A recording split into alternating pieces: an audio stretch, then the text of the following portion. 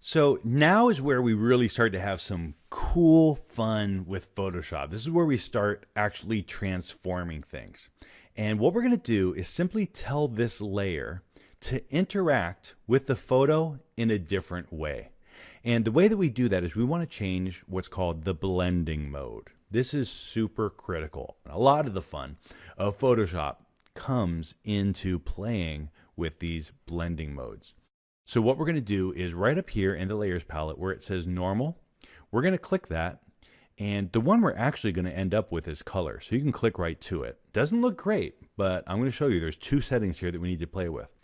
There are also a lot of different blending modes. And so on the PC, you can just click and select one, and then you can just use your up and down arrow keys and kind of cycle through them.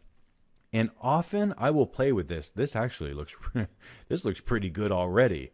Although we're going to go with color because I want to show you another option. But sometimes I will just sort of play with these and I'll just kind of cycle through these. This color burn and linear burn look like they might be usable. And so sometimes I'll just move through these. On the Mac, I'm not positive that you can click through these using the up and down arrows the way that I am, but you can just simply choose the next one each time. We want to change ours to color, and then I want to show you also that you can change the opacity. And the opacity is basically how visible something is. So if the opacity is 100%, then it's fully visible. If it's down at 0%, it's invisible. But then you've got all of these levels in between where we can get it to be the right range of color. So we don't have to worry too much about this. We just want it to get relatively close. We need to paint the whole image with this color in this tone. We just need it to be believable enough for us, and so it doesn't distract us and throw us off from what we're trying to do.